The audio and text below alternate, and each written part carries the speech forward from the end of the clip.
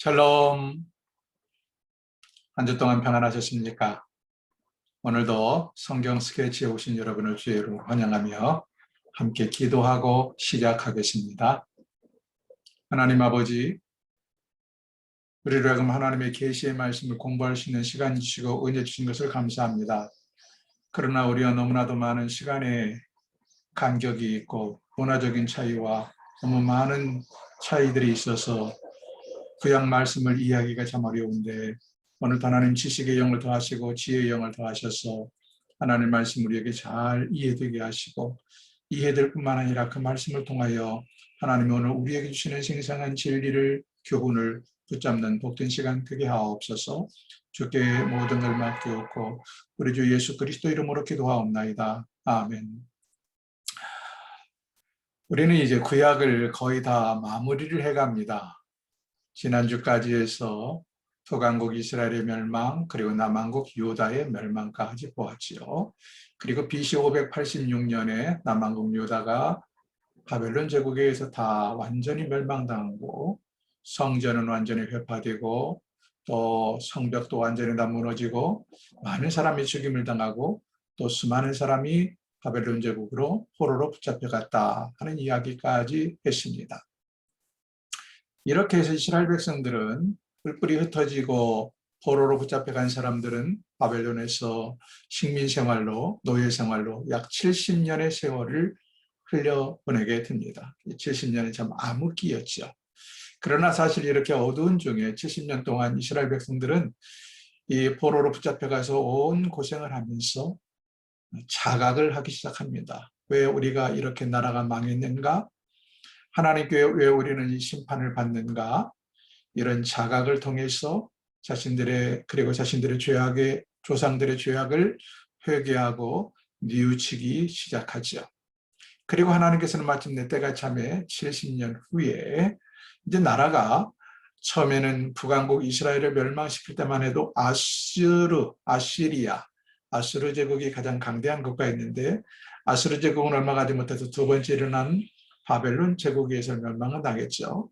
그래서 남한국 유다는 바벨론 제국에 의해서 멸망을 당했는데, 70년이라는 긴 세월이 흐르는 중에 이 바벨론 제국을 하나님께서 바사, 페르시아 제국을 들어서 멸망을 시킵니다. 그리고 페르시아 제국의 초대 왕인 고레스 왕을 감동시키셔서 70년 만에 포로를 해방시켜서 다시 예루살렘으로 돌아가게 하기 시작합니다. 고레스 왕 때부터 시작해서 이제 포로 귀환이 3번에 걸쳐서 이루어지는데요. 오늘은 이 70년 후의 포로 귀환, 3차에 걸친 포로 귀환을 함께 살펴보게 될 것입니다. 화면을 잠깐 보실까요?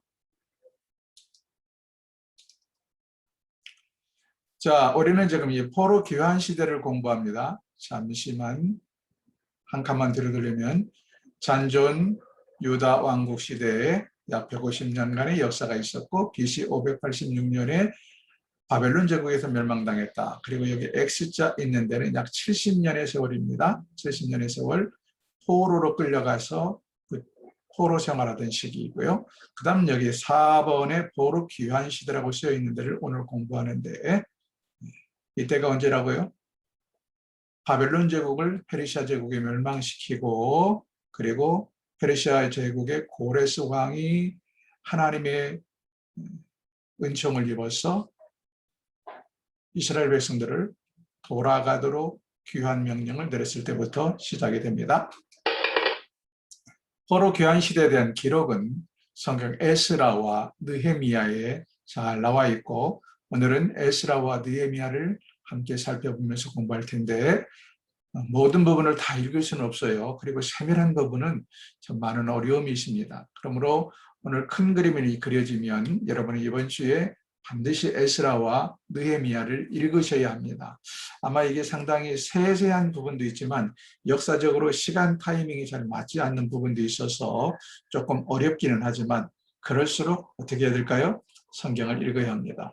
오늘 제 말씀을 듣고 완벽하게 성경 에스라와 느헤미야를 꼼꼼하게 다 이해할 수는 없을 거예요. 읽으셔도. 그래도 제 큰 그림의 설명을 들으신 다음 여러분이 성경을 차근차근 읽어서 좀 더 깊이 에스라와 느헤미야를 알아가시기를 바랍니다. 자, 포로교환 시대 중간 틀의 주제, 바사왕 고레스의 칙령에 의해서 귀환하기 시작한다라고 말씀하고 있네요. 세 번에 걸쳐서 여기 큰 원은 지금 옛날에는 아시리아 제국, 그 다음에 바벨론 제국, 그 다음에 페르시아 제국의 영토를 상징합니다. 여기는 지금 팔레스타인 땅, 우리말로 말하면 젖과 꿀이 흐르는 가나안 땅이 되겠습니다. 이제 포로교환이 이루어지는데 1차 포로교환은 성경 기록은 에스라 1장부터 6장까지의 기록이 되어 있고요. 그 다음에 주동 인물은 수룹바벨입니다. 수룹바벨 이뤄진 때는 BC 536년이 되겠습니다. 수룹바벨은 1차로 포로기한 때 약 5만 명의 동족들을 거느리고 귀환을 하는데요. 이때 귀환에서 한 일은 뭐냐?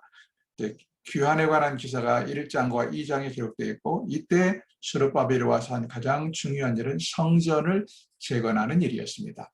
이스라엘 백성들에게 성전보다 더 소중한 것이 없잖아요. 성전은 곧 하나님의 임재를 상징하고 하나님 만날 수 있는 곳이었기 때문입니다. 성전 재건. 이때 지어진 성전을 우여곡절 끝에 20년 만에 성전이 다시 재건이 되는데 이때 재건된 성전을 수룹바벨 성전이라고 말합니다. 솔로몬 성전, 수룹바벨 성전, 그리고 예수님 때 헤롯 성전, 이렇게 구약 이스라엘 백성들에게는 크게 세 개의 성전이 놓아요. 솔로몬 성전은 제1성전이라고도 합니다. 그 다음 스룹바벨 성전, 제2성전이 되겠죠. 그 다음 헤롯 성전, 제3성전, 이렇게 볼 수 있습니다. 이때 스룹바벨이 총독이었고 함께 귀환한 제사장이 있어요. 그 제사장 이름은 예수아입니다. 예수아. 그리고 이때 함께 온 학사 겸 선지자들이 큰 유명한 사람이 둘이 있는데 바로 학개와 스가랴입니다. 학개와 스가랴. 그래서 여기 밑에 보면 이때 기록된 성경 선지서가 학개와 스가랴고 에스라가 스룹바벨이 귀환해서 성전 재건한 것을 기록했습니다. 그다음 두 번째 귀환은 바로 이 에스라입니다. 에스라 학사 겸 선지자. 이 에스라가 책임자가 되어서 BC 458년에 그러니까 약 한 70년이 지난 다음이죠. 1차 귀환부터 70년 정도가 지난 다음에 2차 귀환을 합니다. 이에 대한 기록이 에스라가 기록한 에스라 1장부터 6장은 스룹바벨이 1차 귀환을 기록하고 있고 에스라 7장부터 10장까지 보면 자기 자신이 리더가 되어서 2차 귀환을 하고 2차 귀환에서 무슨 일을 했는가를 기록하는데 2차 귀환 때는 약 5천 명이 귀환을 했습니다. 사실 1차 귀환 때 귀환할 만한 사람 다 했거든요. 그리고 70년의 세월이 흐르면서 거기 남아있는 사람들 중에서도 별로 이렇게 떨떠름했어요. 돌아가고자 하는 열망이 별로 없었습니다. 그래서 그런지 약 5천 명이 함께 돌아왔고 돌아와서 한 일은 뭐냐? 자, 이게 성전은 이미 재건이 되었는데 문제는 아직도 하드웨어가 구축이 되었다면 성전을 하드웨어라고 비교한다면 그 하드웨어에 맞는 소프트웨어가 아직 없었어요. 다시 말하면 종교개혁이 단행되지 못해서 여전히 하나님께 제사를 어떻게 드려야 되는지 하나님의 백성으로서 어떻게 거룩한 삶을 살아야 되는지 이게 전혀 안 돼 있었다. 그래서 에스라가 와서 주된 일은 뭐냐? 종교개혁을 단행했다 하는 것이고요. 역대상 역대하는 아마도 에스라가 집필했을 것이다 라고 우리 학자들이 다 인정을 합니다. 그래서 이때 역대상 역대하를 이 밑에 두고 있습니다. 그 다음 마지막 3차 포로교환이 다시 한번 이루어집니다. 이것은 2차 포로교환으로부터 약 10여 년의 세월이 흐른 다음에 10년의 세월이 흐른 다음에 이루어지는데 2차 포로교환 때 바벨론의 왕이 누구냐면 아닥사스다 왕입니다. 1차 포로기한 때는 고레스 왕이었고요. 2차 포로기한 때 그리고 3차 포로기한 때 동일하게 바사 페르시아 왕은 아닥사스다 왕이었다. 이때 3차 귀환은 느헤미야라는 사람에 의해서 이루어지는데요. 느헤미야는 원래 아닥사스다 왕의 술 맡은 관원이었습니다. 느헤미야가 돌아와서 한 일이 뭐냐?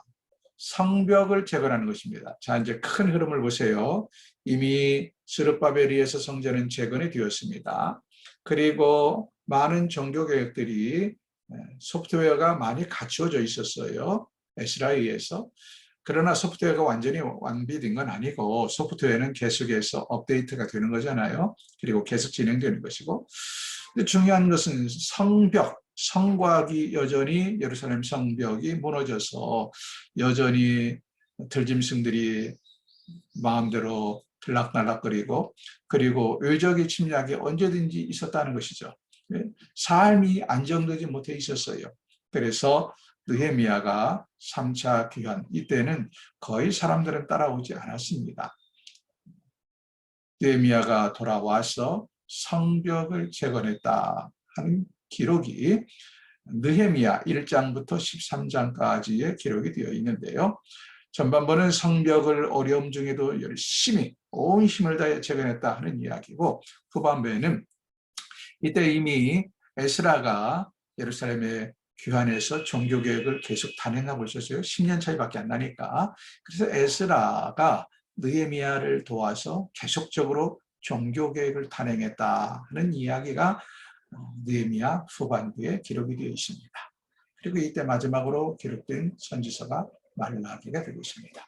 자, 큰 그림은 이렇게 되겠고요. 이것을 조금씩 성경을 읽어가면서 덧붙여서 설명을 하겠습니다. 에스라 1장을 펼쳐보시고 에스라 1장을 보시면서 1차 포로 귀환부터 함께 보겠습니다. 자, 1차 포로 귀환 에스라 1장 1절 보시면 바사왕 고레스 원년에 페르시아 왕 고레스 원년에 여호와께서 예레미야의 입을 통하여 하신 말씀을 이루게 하시려고 바사왕 고레스의 마음을 어떻게 했어요? 감동시키셨다.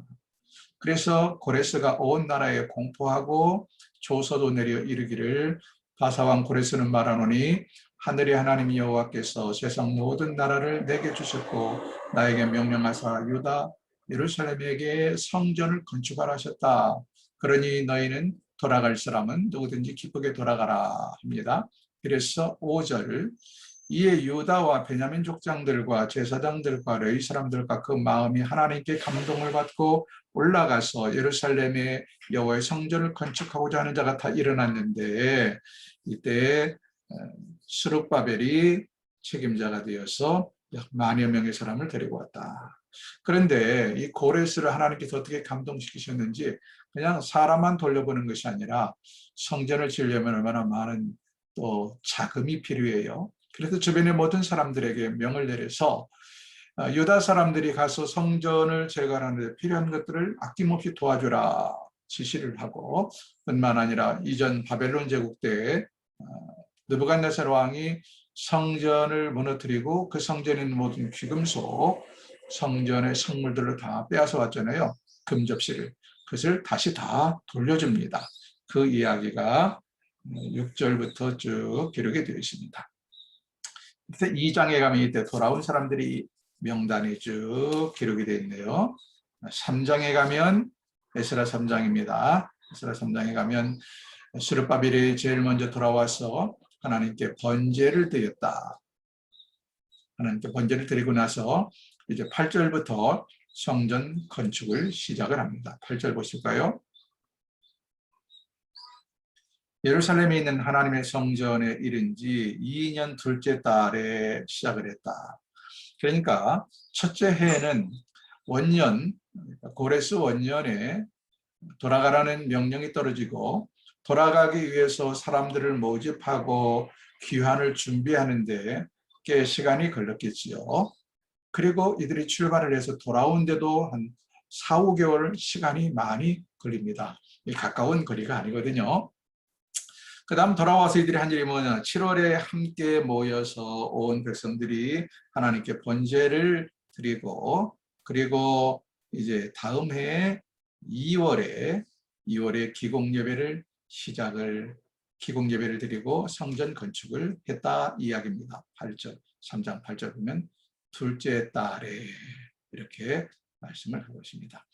성전 건축을 착공을 하고 시작을 하는데 일이 순조롭게 진행될까요? 그렇지 않습니다. 악한 사단이 하나님의 전이 완성되어가는 것을 그냥 둘 리가 없죠. 사단이 여러 가지 여러 모양으로 심하게 회방을 놓습니다. 특별히 사람들, 주변에 많은 이방인들, 그리고 시기하는 사람들을 통해서 성전이 지어지도록 방해를 하는데, 그 성전을 방해한 사람들은 크게 두 유형의 사람들입니다. 하나는 사마리아 사람들입니다. 사마리아는 북왕국 이스라엘의 수도였죠. 그러나 북왕국 이스라엘이 먼저 아수르 제국에 의해서 멸망당했고, 이때 아수르 제국의 정책은 무엇이냐? 혼혈 정책이었어요. 혼혈 정책. 그래서 쓸만한 사람 다 죽이고, 그리고 이 피를, 민족 고유의 혈통을 더럽히려고 아주 온갖 잡다한 불량배들을 이 사마리아 땅에 이주를 시킵니다. 그래서 사마리아의 여자들을 겁탈하고 사마리아 여자들과 결혼시키고, 그 사이에서 순수한 유대인이 아니라 혼혈독들이 나왔다 하는 것이죠. 그러면서 지금 이들이 혼혈독들을 가리켜서 사마리안이라 이렇게 부르기 시작하잖아요. 이 사마리아인들은 한 200년의 세월이 흐르면서 이미 그러니까 아버지 세대, 아들 세대, 심지어 손자 세대까지 그 땅에서 혼혈족속이 태어난 거예요. 세월이 200년의 세월이 흘렀으니까. 근데 이제 이들이 방해를 합니다. 처음에 보기 좋게 자기들도 이스라엘 백성인 것을 인정받기 위해서 성전 건축에 참여를 시켜다오 하지만 스룹바벨이 너 아니다. 너희들은 순수한 혈통이 아니고 하나님이 우리 유다 민족에게 성전 건축을 지시했다 해서 그들을 거절합니다. 그들이 이렇게 성전 건축에 참여하려 했던 것은 순수하지 못한 더러운 피를 가지고 있는 그들이 순수한 이스라엘 백성들로부터 인정받기를 원했던 것입니다. 그러나 거절을 당하죠. 두 번째는 의주 입주민들입니다. 부양아들이에요, 사실은. 사마리아의 많은 의주, 세상에 떠내기들, 먹고 살 길 없는 어려운 사람들이 이 사마리아로 몰려들어서 잡족들이 살았는데, 이들도 역시 성전 건축에 참여를 원했지만 스룹바벨이 거절을 합니다. 그래서 이들은 계속적으로 집요하게 성전 건축을 방해하고 임금님에게 상소를 올리고 없는 말을 음해하고, 그래서 결국 이 상소가 올라가고 한두 번 아니라 계속 올린 상소 때문에 성전 건축이 중단이 되고 맙니다. 중단이 되고 왕이 바뀌고 해서 20년 만에 어렵게 BC 536년에 교환했는데 BC 516년에서 성전이 재건이 됩니다. 성전이 완공이 되었다. 참으로 얼마나 감개무량할까요? 어렵게 성전 재건을 마치고 성전을 봉헌합니다. 6장에 보면 성전 봉헌한 이야기가 나오는데요. 성전을 봉헌하고 그리고 그들이 유월절을 지켰다. 이렇게 1차 포로 귀환과 성전 재건의 이야기는 끝이 납니다. 이 성전 재건이 중단되고 20년의 세월이 흐르는 동안 백성들은 많이 실망하고 지쳐 있었어요. 이때 활동한 사람이 누구냐? 물론 스룹바벨 총독도 있고 대제사장도 있었지만 그에 못지않게 학개와 스가랴 같은 선지자들이 계속해서 성전 건축을 독려하고 또 백성들에게 용기를 주었어요. 그것이 바로 학개서 스가랴서입니다. 그 다음 2차 포로 귀환으로 넘어갑니다. 관련 기록은 에스라 7장부터 10장까지고 주동인물은 에스라고 약 70년의 1차 포로 귀환 이후에 70년의 세월이 흐른 다음에 이루어졌다라고 말씀을 드렸죠. 이때는 이제 아닥사스다 바사의 왕이 많이 바뀌어서 아닥사스다 왕 때에 이루어진 일이에요. 돌아와서 한 일은 무엇이냐? 하드웨어는 되어 있으니까 소프트웨어를 만드는 것이다. 즉 종교 계획을 단행하는 것이다 라고 말씀을 드렸죠. 7장, 에스라 7장에 보면 에스라 7장 1절부터 보실까요? 이 일 후에 바사왕 아닥사스다가 왕에 있을 때 바사왕 누구요? 아닥사스다가 왕에 있을 때 에스라 하는 자가 있으니 에스라가 나옵니다. 이 에스라가 이제 아닥사스다 왕의 조서를 받아요. 11절, 7장 11절 보면 여호와의 계명의 말씀과 이스라엘에 주신 율례학자요 학자 겸 제사장인 에스라에게 아닥사스다 왕이 내린 조서의 초본은 아래와 같다 하면서 너는 돌아가서 그 땅에 돌아가서 율법을 잘 세우고 이런 일을 해라. 그래서 에스라가 아닥사스다 왕의 명을 받고 돌아온다. 8장에 보면 돌아온 사람들의 이야기가 기록이 되어 있는데요. 자, 문제는 에스라가 돌아오기 위해서 이제 사람을 모집을 합니다. 근데 일반 백성들도 뭐 70년의 세월을 흐르면서 다해서 한 5천 명 따라왔다고 그랬죠. 4,500명, 5천 명이 채 안 됩니다. 그러니까 1차에 비해서 이미 열기가 식을 대로 식었고요. 그리고 가고자 하는 열망이 있는 사람은 1차 때 다 돌아왔습니다. 근데 70년의 세월이 흐르면서 사람들이 돌아가고자 하는 열망도 식었지만 돌아갈 사람도 없었어요. 심지어 제일 이제 성전에 가서 해야 될 일을 누가 해야 됩니까? 레위인들이 해야 되잖아요. 레위인들이.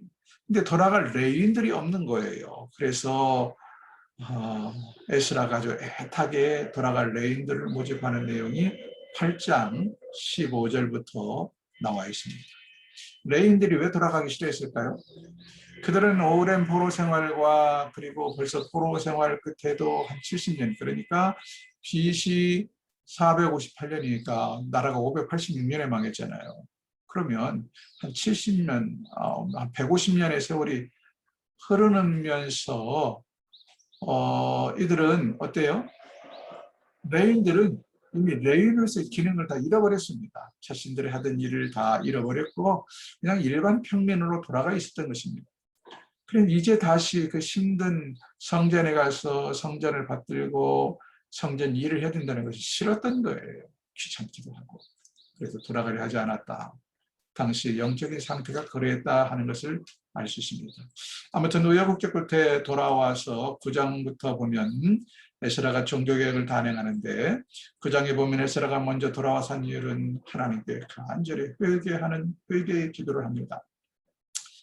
자신의 민족의 과거의 죄악을 놓고 회개하고 그리고 심판 중에도 은혜를 베푸신 하나님께 감사의 기도를 드리면서 이제 다시 한번 부흥을 경험하게 해달라고 기도하는 내용이 8장에 기록이 되어 있습니다. 그리고 10장에 보면 종교개혁을 여러 가지를 하는데요. 그중에 제일 큰 문제가 뭐였을까요?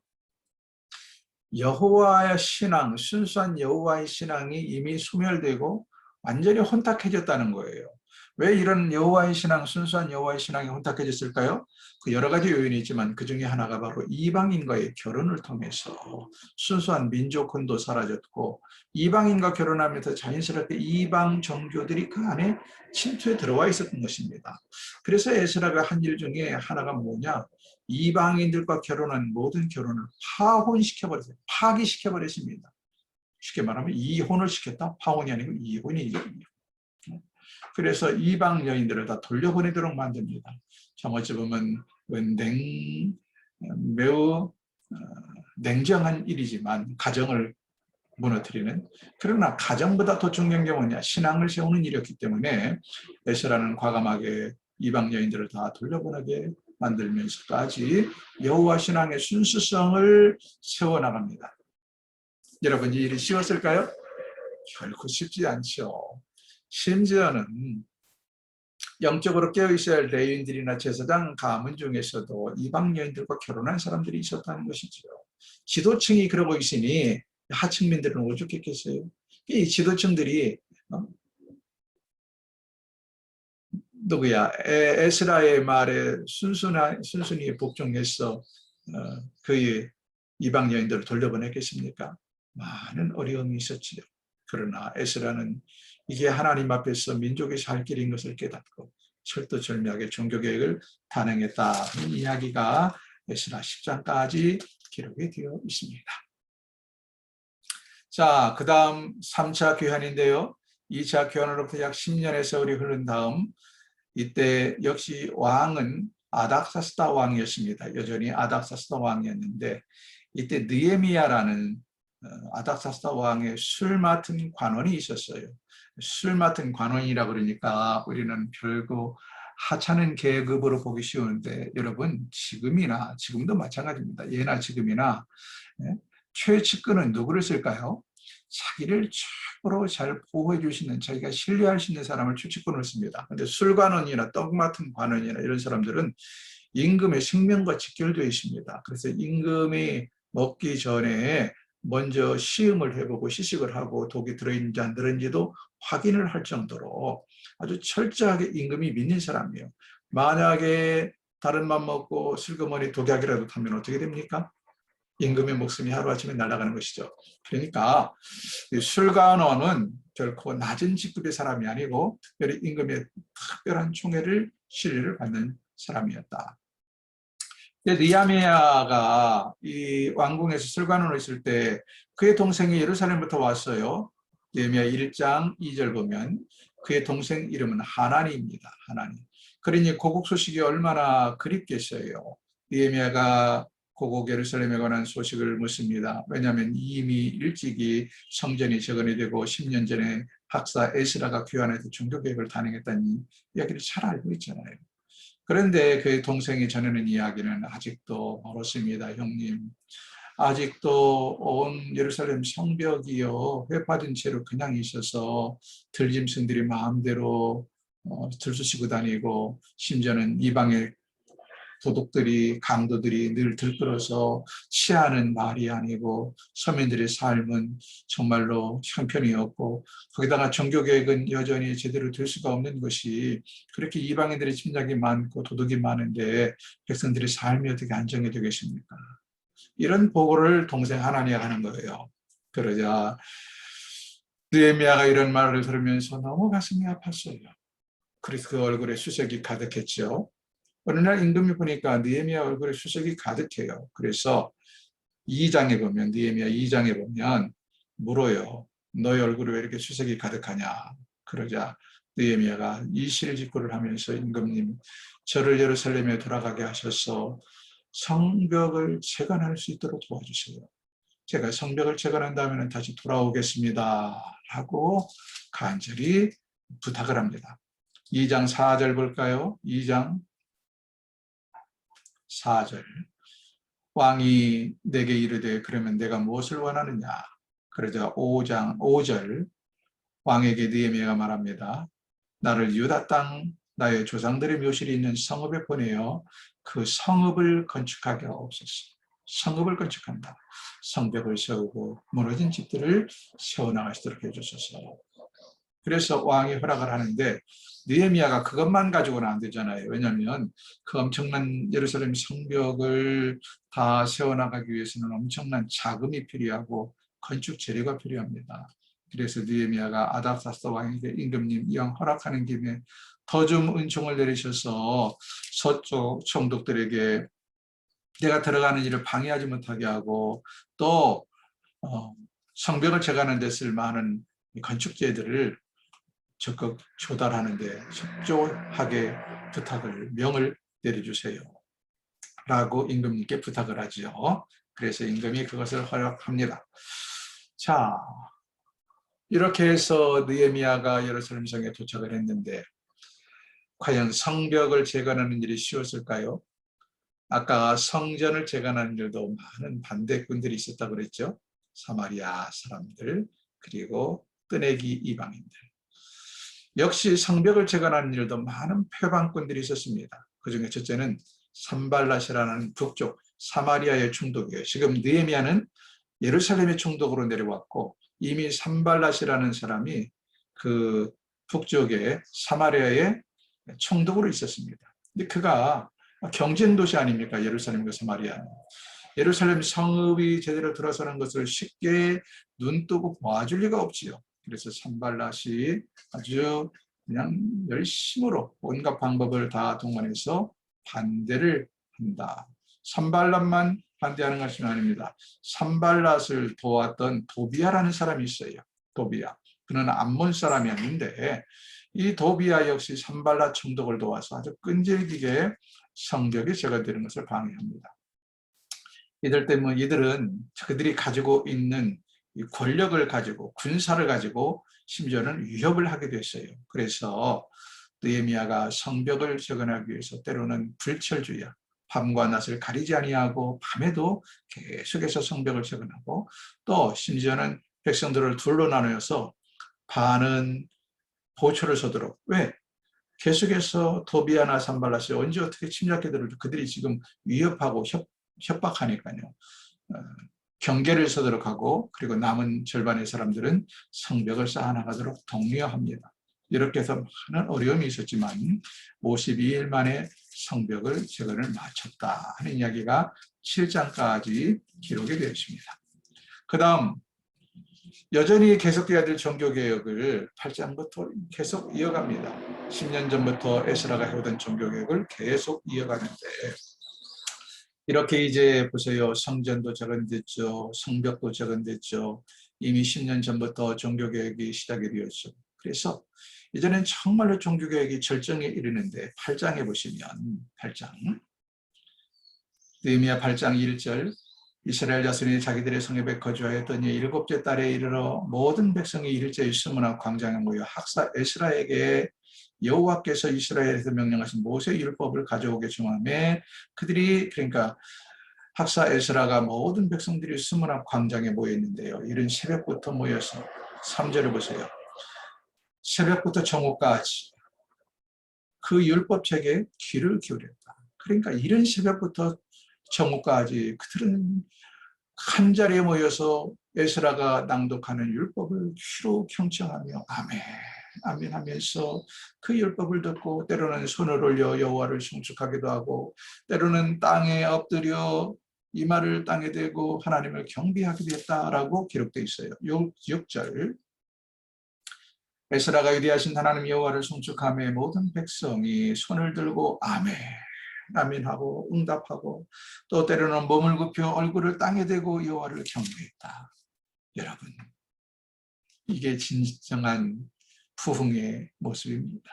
이게 진정한 예배의 모습입니다. 시간 가는 줄 모르고 새벽부터 정오까지 한두 시간이 아니죠.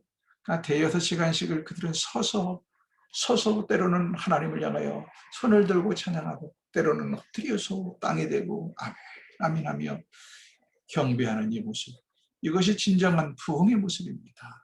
시간 가는 줄 모르고 배고픈 줄 모르고 피곤한 줄 모르고 그저 감동되고 감격되어서 눈물을 흘리며 찬양하고 경배하고 기도하고 말씀 듣고 이때의 이 종교개혁 이 힘으로 이스라엘 백성들이 살아가게 됩니다. 그리고는 9장부터 보면은 백성들이 자신의 죄들을 자복하고 회개할 것 회개하고 끊을 것 끊어버리며 결단을 내렸다 하는 이야기가 13장까지 계속 기록이 되어 있습니다. 사랑하는 여러분, 오늘 이 말씀을 들으면서 어떤 생각을 하십니까? 우리 자신의 모습을 다시 한번 볼 수 있기를 주 이름으로 축원합니다. 우리는 정말 약한 백성들인데 사람이 할 수 있는 일이 아무것도 없습니다. 우리는 약하지만 우리 주님의 은혜로 살아가는 백성들입니다. 우리 주님의 놀라운 능력으로 살아가는 사람들입니다. 이 말씀 오늘도 보면서 우리가 살 수 있는 방법이 무엇인가? 교회가 오늘 해야 할 일이 무엇인가? 돈이 문제가 아닙니다. 정말로 하나님 앞에서 우리가 얼마나 멀어졌는지 어떻게 멀어졌는지를 보면서 회개하고 그리고 모여서 하나님의 말씀을 들으며 이때 부흥의 불길이 일어나야 합니다. 개인적인 죄, 민족적인 죄, 이 모든 죄들을 주님 앞에 아리며 이 민족이 살 길, 교회가 살 길, 개인이 살 길을 다시 하나님께 간구하는 이런 놀라운 부흥의 불길이 우리 교회, 우리 모두에게 이루어지기를 주의 이름으로 축원합니다.